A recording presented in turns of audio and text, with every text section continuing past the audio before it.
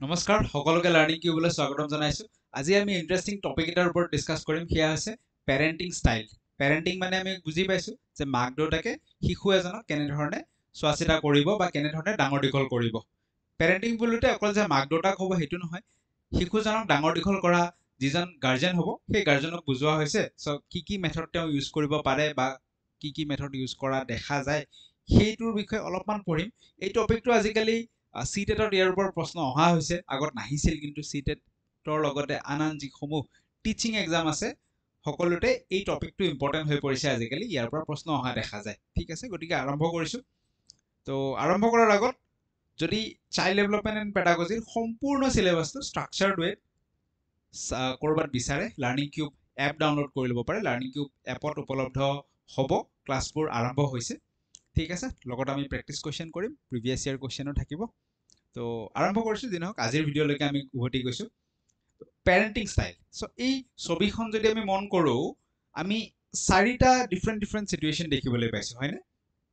প্ৰথম চিটুৱেশ্যনটোৰ পৰা আমি যদি কথা পাতিবলৈ আৰম্ভ কৰোঁ, কি কৰিছে ইয়াত পেৰেণ্ট বা মাকে বা যোনে নহওক গাৰ্জেনে ধুনীয়াকৈ ল'ৰাজনক হাতত ধৰি ছাপৰ্ট এটা দিছে, ৱাৰ্মথ এটা দিছে। ঠিক আছে, এইটো এটা ষ্টাইল হ'ব পাৰে। বা ধুনীয়াকৈ বুজাইছে, কমিউনিকেট কৰিছে, কি প্ৰব্লেম হৈছে সেইবোৰ জানিবলৈ চেষ্টা কৰিছে। যদি পঢ়াত মন বহা নাই, কিয় মন বহা নাই, কোনটো পইণ্টত অসুবিধা পাইছে, সেইবোৰ ডিছকাছ কৰিছে। ছেকেণ্ড পইণ্টটো যদি আমি ছেকেণ্ড পিকচাৰটো যদি আমি চাবলৈ চেষ্টা কৰোঁ, আমি এইটো পিকচাৰত কি দেখিছোঁ যে এক ছেকেণ্ড, কলমটো বেছি মোটা হৈ গ'ল। ঠিক আছে, এক ছেকেণ্ড। অ'কে অ'কে, এইখন পিকচাৰ যদি আমি চাবলৈ চেষ্টা কৰোঁ, ইয়াত কি দেখিছোঁ যে হয়তো দেউতাক হ'ব পাৰে। দেউতাকজনে ছোৱালীজনীক আঙুলিয়াই গালি দি আছে, গালি পাৰি আছে। ঠিক আছে, এইটো এটা পেৰেণ্টিং ষ্টাইল হ'ব পাৰে।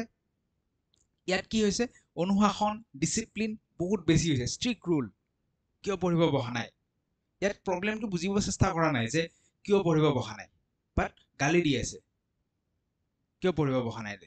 ঠিক আছে, থাৰ্ড পিকচাৰখনত আমি কি দেখিবলৈ পাইছোঁ যে ল'ৰাজনক যথেষ্টখিনি খেলিবলৈ, খাবলৈ যথেষ্টখিনি যোগাৰ পাতি আনি দিছে। তাক যিমান লাগে, যি লাগে চব দিছে।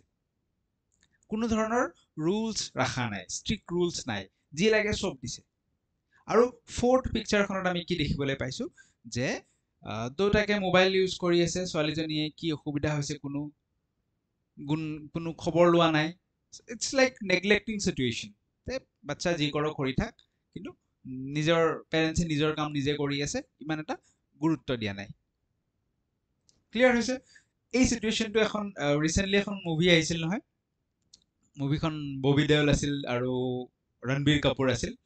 নামটো মোৰ মনত অহা নাই মুভিখনৰ। সেই তাতে ৰণবীৰ কাপুৰৰ যিটো সৰু কালৰ, নামটো মনত পৰিলে কমেণ্টত ক'বচোন, সৰু কালৰ যিটো এটা চিটুৱেশ্যন দেখাইছিল যে দেউতাকে লেপটপত বা কামত বিজি হৈ থাকে। ৰণবীৰ কাপুৰৰ যিটো সৰু কালৰ চৰিত্ৰ আছিল, সি আহি দেউতাকৰ পৰা কিবা বিচাৰে বা কথা পাতিব বিচাৰে, কমিউনিকেট কৰিব বিচাৰে, কিন্তু দেউতাকে তাক কামত বিজি আছে বুলি নেগলেক্ট কৰি পেলাই পঠিয়াই দিয়ে। তেনেকুৱা এটা চিটুৱেশ্যন দেখুওৱা গৈছিল। This is neglecting situation. তো বেলেগ বেলেগ ধৰণৰ চিটুৱেশ্যন থাকে পেৰেণ্টিঙৰ, সেইবোৰৰ বিষয়ে আমি অলপমান আজিৰ ভিডিঅ'ৰ জৰিয়তে আলোচনা কৰিম। তো এই গোটেইকেইটা যে চিটুৱেশ্যনৰ কথা ক'লোঁ, য'ত নেকি ধুনীয়াকৈ ছাপৰ্ট দিছে, ৱাৰ্মথ দিছে, তাৰ প্ৰব্লেমসমূহ বুজিবলৈ চেষ্টা কৰিছে, কমিউনিকেট কৰিবলৈ চেষ্টা কৰিছে, তাক কোৱা হয় অথৰিটেটিভ পেৰেণ্টিং। লাহে লাহে আমি গোটেই ভিডিঅ'টো চালে আমাৰ নামবোৰ মনত থাকি যাব, মুখস্থ কৰাৰো প্ৰয়োজন নাই। আৰু যিটো চিটুৱেশ্যনত আমি দেখিছোঁ যে একদম অনুশাসন, পুৰা ষ্ট্ৰিক্ট ৰুলছ, ষ্ট্ৰিক্ট ডিচিপ্লিন, বহিবই লাগিব 6টা বজাত, ডেট ইজ অথৰিটেৰিয়ান। আৰু আনটো যিটো দেখিছোঁ যে ল'ৰাজনৰ যিমান যি খোজে, চাইকেল খুজিছে আজি চাইকেল আনি দিছে, খোৱা বস্তু চকলেট খুজিছে চকলেট আনি দিছে, যি খোজে তাকে দিছে, কিন্তু কোনো ধৰণৰ ৰুলছ ফ'ল' কৰা হোৱা নাই। টিচাৰে যদি তাক কেতিয়াবা গালি দিছে, টিচাৰজনক গৈ আকৌ উল্টাই কিনে মাকে গালি দি থৈ আহিছে। That is permissive parenting, too much care. আৰু ফাইনেলি নেগলেক্টফুল, যেনেকৈ দেখিছোঁ দেউতাকে নিজৰ কাম কৰি আছে, ল'ৰাজনে ওচৰত আহি কিবা ক'ব বিচাৰিছে, দেউতাকে গুৰুত্ব ইমান দিয়া নাই। ঠিক আছে, গোটেইকেইটা ষ্টাইলৰ বিষয়ে আজি আমি অলপ পঢ়ি ল'ম ধুনীয়াকৈ। তো অথৰিটেটিভ পেৰেণ্টিং কি হয়? অথৰিটেটিভ পেৰেণ্টিংটোক বেষ্ট প্ৰেক্টিছ বুলি কোৱা হয়। কি হয় আমি বুজিম, কিন্তু this is the best parenting practice. এইটোৱে আটাইতকৈ ভাল পেৰেণ্টিং প্ৰেক্টিছ। এই প্ৰথম ছবিখনত যে আমি দেখিছো মাকে ধুনীয়াকৈ সাপোৰ্ট দি আছে প্ৰবলেম বুজিবলৈ চেষ্টা কৰিছে this is the best practice ইয়াত কি কৰা হয় ইয়াত কন্ট্ৰলো আছে কন্ট্ৰল নাই যে এনেকুৱা নহয় ইয়াত কন্ট্ৰলো আছে লগতে কেয়াৰ আছে সেইকাৰণে অথৰিটেটিভ পেৰেন্টিং প্ৰেক্টিছত প্ৰথম পইণ্টে কোৱা হৈছে হাই কেয়াৰ হাই কন্ট্ৰল খুব মৰমো কৰিব যিমানখিনি মৰমৰ প্ৰয়োজন লগতে তাক কন্ট্ৰলো কৰিব যে তুমি মৰমখিনিটো কৰিছো কিন্তু তুমি এনেকৈ সময়ত পঢ়িব লাগিব বা যিয়ে নহওক যিটো বস্তুতেই নহওক অকল পঢ়াৰ লগত ৰিলেটেড নহবও পাৰে যে তুমি ওলাই গৈছা যদি ইমান সময়লৈকে ঘৰত উভতি আহিবা ঠিক আছে so this is high care লগতে control high control this is called authoritative parenting বুজি পালো আমি অথৰিটেটিভ পেৰেন্টিঙত ৰুলছ ডিসিপ্লিন থাকিলে নাথাকিব ইয়াতো ৰুলছ ডিসিপ্লিন থাকিব কিন্তু ৰুলছ ডিসিপ্লিন আৰু কেয়াৰৰ মাজত এটা বেলেন্স থাকিব এনেকুৱা নহয় যে গালিৰ সপনি দি এনি টাইম ষ্ট্ৰিক্ট ডিসিপ্লিনৰ মাজত বহাই থৈছো ৰুলছ থাকিব যে তুমি আহি যাবা 8টা বজাৰ আগত 7টা বজাৰ আগত ঘৰ সোমাই যাবা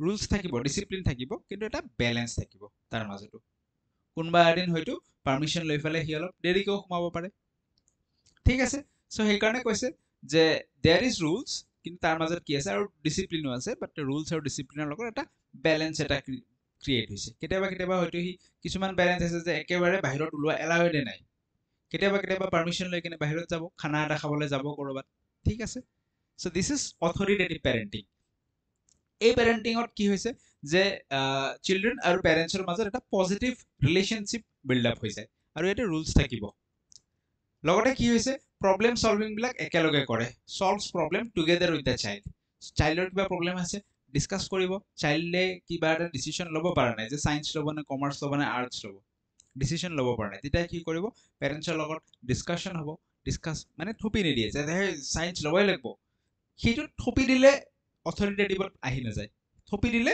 অথৰিটেৰিয়ানত আহিব ঠিক আছে অথৰিটেটিভত থপি নিদিয়ে তাক ধুনীয়াকৈ ডিসকাস কৰিব যে তুমি সায়েন্স ল'লে এনেকুৱা সুবিধা এনেকুৱা অসুবিধা থাকিব পাৰে আৰ্টছত এনেকুৱা সুবিধা এনেকুৱা অসুবিধা থাকিব পাৰে সেইবোৰ ডিসকাশন কৰি কিনে এটা ডিসিশন ল'ব ঠিক আছে সো প্ৰবলেম সলভিং বিলাক কেনেকৈ কৰিব একেলগে টুগেদাৰ কৰিব বুজি পাইছো সো সেই কাৰণে অথৰিটেটিভ পেৰেন্টিং ষ্টাইলটোক লগতে কি বুলি কোৱা হয় ইয়াক ডেমক্ৰেটিক ষ্টাইল বুলি কোৱা হয় ডেমক্ৰেটিক ঠিক আছে ডেমক্ৰেটিক মানে কি ডেমক্ৰেটিক মানে গণতান্ত্ৰিক ৰাইট মানে চাইল্ডৰ যিটো ইচ্ছা চাইল্ডৰ ইচ্ছাটো কি দিয়া হয় ইয়াত গুৰুত্ব প্ৰদান কৰা হয় বুজি পাইছো লগতে sets clear rules and expectation যে চিলড্ৰেনৰ পৰা আমি কি বিচাৰো তুমি এনেকৈ এইখিনি মৰমটো পাইছা তোমালোকে এনেকৈ এইখিনি এক্সপেক্টেশন যিখিনি যে পৰীক্ষাত ঠিক ঠাক নম্বৰ আনিব লাগিব কিন্তু বা যিয়ে নহওক জাষ্ট পৰীক্ষাটো ৰিলেটেবল কাৰণে কৈ আছো হ'ব তোমাৰ এইখিনি কৰ্তব্য ভালকে পালন কৰিব লাগিব কিন্তু সেই এক্সপেক্টেশনছখিনি ক্লিয়াৰলি ডিফাইন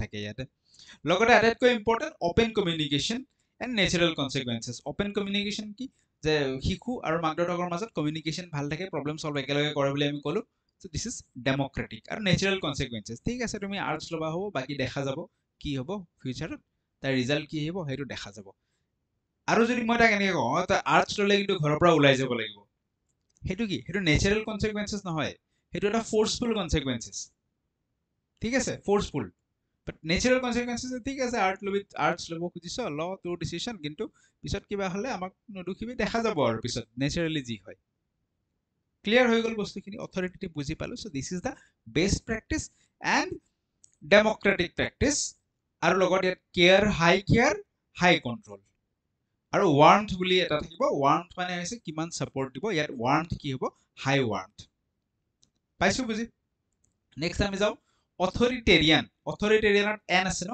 এনটোৰ পৰাই মনত ৰাখিব য'ত এন থাকে সেইটো হৈ যাব নেগেটিভ প্ৰেক্টিছ নেগেটিভ ইয়াত কি হৈছে অথৰিটেৰিয়ানত ইয়াত এই যে এই ছবিখন সেকেন্ড পিকচাৰটো একদম আঙুলিয়াই কিনে খুব কিয় পঢ়া নাই 6টা বজাত সেই বস্তুটো আহি যাব নেগেটিভ প্ৰেক্টিছ খুব দাবী ধমকি দি ষ্ট্ৰিক্ট ৰুল বনাই কেনে ফোৰ্সফুলি কামবোৰ কৰাব নাই মই কৈছো সায়েন্স ল'ব লাগিব মানে ল'বই লাগিব তেনেকুৱা ধৰণৰ চাইল্ডে কি বিচাৰে সেইটোত গুৰুত্ব দিয়া নহয় পেৰেন্টছে কি বিচাৰিছে সেইটোহে ঠিক আছে সো এই প্ৰেক্টিছটো সেই কাৰণে কোৱা হয় পেৰেন্ট ড্ৰিভেন প্ৰেক্টিছ পেৰেন্টে কি বিচাৰে সেইটো চাইল্ডৰ ওপৰত থপি দিয়া হয় ইয়াতে অথৰিটেৰিয়ান যেনে হিটলাৰী শাসন ব্যৱস্থা বুলি কয় নহয় হিটলাৰে যি বিচাৰে ৰজাই যি বিচাৰে সেইটোৱে হয় তেনেকুৱা ধৰণৰ ইয়াত লো কেয়াৰ চাইল্ডৰ ইচ্ছাটোৰ প্ৰতি গুৰুত্ব কম, সেইকাৰণে কেয়াৰ কি বুলি কৈছে, কমকে কেয়াৰ লৈছে। গালি হপনি পাৰি থাকিব, ষ্ট্ৰিক্ট ৰুল ডিচিপ্লিন, পানিচমেণ্ট দিব, ইয়াত মাৰিব, যদি কম নম্বৰ পায় সেইখিনি কি কৰিব, স্কেলেৰে মাৰিব। ল' কেয়াৰ, আৰু কণ্ট্ৰল কেনেকুৱা, হাই কণ্ট্ৰল। ল' কেয়াৰ কিন্তু হাই কণ্ট্ৰল। ডিচিপ্লিনাৰী বা ডিচিপ্লিনাৰী যি কয়, ষ্ট্ৰিক্ট ৰুলছ থাকিব, পানিচমেণ্ট থাকিব, আৰু অভাৰ ডিচিপ্লিন। বুজি পাইছো ন, আমি চেঞ্চবোৰ্ডটো ধৰিব পাৰিছো। লগতে ইয়াত কেনেকুৱা, আগত আছিল কি অপেন কমিউনিকেশ্যন আছিল, আৰু অথৰিটেৰিয়ানত হৈছে one way communication. One way communication কি, পেৰেণ্টে ক'ব নাই নাই নাই তই টিউচন অমুকতেই যাব লাগিব, that is one way communication, parentor decision to only hobo। চাইল্ডে কি বিচাৰে, that is with little consideration of child's need, চাইল্ডৰ কি প্ৰয়োজনীয়তা আছে, সি সেই সাবজেক্টটো ভাল পায় নে নাপায়, সেইবোৰৰ প্ৰতি কোনো ধৰণৰ গুৰুত্ব আৰোপ কৰা নহয়। বুজি পালো, অথৰিটেটিভ আৰু অথৰিটেৰিয়ানৰ ডিফাৰেন্স আমি গম পাই গলো। আৰু দুটা পেৰেন্টিং প্ৰেক্টিছ আছে, সেই দুটাৰ বিষয়ে আমি কথা পাতো। আমি যদি এই থাৰ্ড ছবিখন চাওঁ, মাকে কি দিছে, যথেষ্টখিনি খেলা ধূলাৰ সামগ্ৰী দি দিছে তাক, চকলেট, খেলা ধূলা, পুতলা, চাইকেল, যি বিচাৰে তাকেই দিছে, চব দিছে। This is permissive parenting. ইয়াত যথেষ্ট লাগাতকে বেছি কেয়াৰ কৰিছে আৰু কোনো ধৰণৰ কণ্ট্ৰল নাই। হাই কেয়াৰ এণ্ড ল' কণ্ট্ৰল। তাক কেতিয়াও কোনো ৰুলছ তাৰ ওপৰত বান্ধি দিয়াই নাই, কোনো বাধা দিয়াই নাই, আৰু কেয়াৰ যথেষ্ট কৰিছে। This is permissive parenting. যি লাগে তাকে আনি দিছে, আৰু চাইল্ডজনে নিজৰ ইচ্ছামতে যেতিয়া ৰাতি ঘৰত সোমাব ইচ্ছা আছে তেতিয়া সোমাইছে, য'ত যাব ইচ্ছা তাতে গৈছে, কোনো কণ্ট্ৰল নাই। ক্লিয়াৰ? তাক আমি কি বুলি কওঁ, পাৰমিছিভ পেৰেণ্টিং বুলি কওঁ। ইয়াত চিলড্ৰেনৰ ওপৰত কোনো ধৰণৰ ৰুলছ নাই, no' rules or no' discipline for kids. Overlook children's mistake. শিশুজনে যদি কিবা ভুলো কৰিছে, তাক ইমানেই মৰম কৰে যে সেই ভুলটোৱে মাক দেউতাকে দেখা নাপায়। স্কুলত যদি কিবা ভুল কৰিছে, তাৰ কাৰণে টিচাৰে যদি গালি পাৰিছে, টিচাৰজনক কৈয়ে লাগিলে মাক দেউতাকে কিবা এটা কৈ আহিব, কিন্তু ল'ৰা ছোৱালীৰ ভুল দেখা নাপায়। ল'ৰা ছোৱালীক কেৱল কেয়াৰ কৰে, ফুল কেয়াৰ, ন' কণ্ট্ৰল, পাৰমিছিভ পেৰেণ্টিং। এইটোক কি বুলি কোৱা হয়, কেৱল চিলড্ৰেনৰটোৱে শুনে, চিলড্ৰেনে যি কয় সেইটোকে সঁচা বুলি ভাবে, তেওঁলোকৰ ডিমাণ্ডখিনিয়ে পূৰা কৰি যাব বিচাৰে। চ' ইয়াক কোৱা হয় চাইল্ড ড্ৰিভেন প্ৰেক্টিছ। আগৰটো যিটো আমি পঢ়িছিলোঁ পেৰেণ্ট ড্ৰিভেন আছিল, কাৰণ পেৰেণ্টৰ ডিচিশ্যনটোৱে মেইন। ইয়াত চাইল্ড ড্ৰিভেন প্ৰেক্টিছ, চিলড্ৰেনে যি বিচাৰে, ঠিক আছে যা, ঠিক আছে। অথৰিটেটিভত কি আছিল, চিলড্ৰেনে বিচাৰাটো গুৰুত্ব দিয়ে, বাট কনচিডাৰেশ্যন আছিল, ভাবি ল'ব, আকৌ ডিছকাছ কৰিব, তাৰপিছতহে ডিচিশ্যনটো ল'ব। দুইজনৰে সমান সমান ৰোল আছিল। ইয়াত সম্পূৰ্ণ চাইল্ডে যিটো বিচাৰে সেইটোৰ ওপৰতহে গুৰুত্ব দিয়া হৈছে। Over indulges child to avoid conflict. So' চিলড্ৰেনে তাক যিমান লাগে চব বস্তু দিয়ে, ঠিক আছে, এভৰি লাক্সাৰী তাক দি দিয়ে। কিহৰ কাৰণে, টু এভইড কনফ্লিক্ট। বেয়া পাব নেকি বাচ্চাটোৱে, তেনেধৰণৰ বেয়া পাই কিনে সি আমাৰ ওপৰত এগ্ৰেছিভ বিহেভিয়াৰ শ্ব' কৰিব নেকি।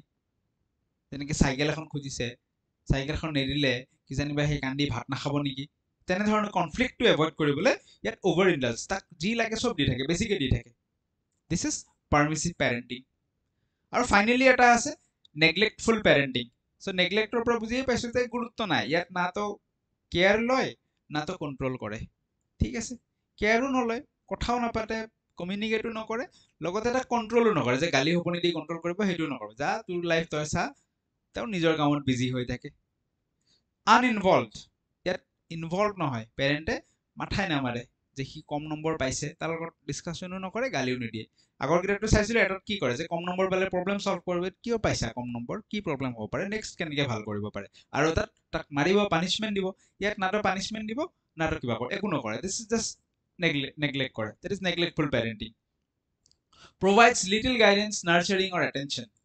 চিলড্ৰেনক এটেনশ্যন বা নাৰ্চাৰ যিটো কৰা বুলি কয়, গাইডেন্স, এইবিলাক গুৰুত্ব নাই, ঠিক আছে। Indifferent to child social and emotional or behavioural needs. Indifferent, so' এই ফৰক নপৰে। তাৰমানে চিলড্ৰেনজনৰ যদি কিবা ছ'চিয়েল ইম'চনেল বা বিহেভিয়াৰেল নিডছ আছে, কিবা যদি নিডছ আছে, সেইবোৰৰ প্ৰতিও পেৰেণ্টৰ কোনো ফৰক নপৰে, আছে আৰু তাৰ নেগলেক্ট কৰি দিয়ে, ঠিক আছে। আৰু ফাইনেলি কি কৈছে, even do not praise the child when they do something good.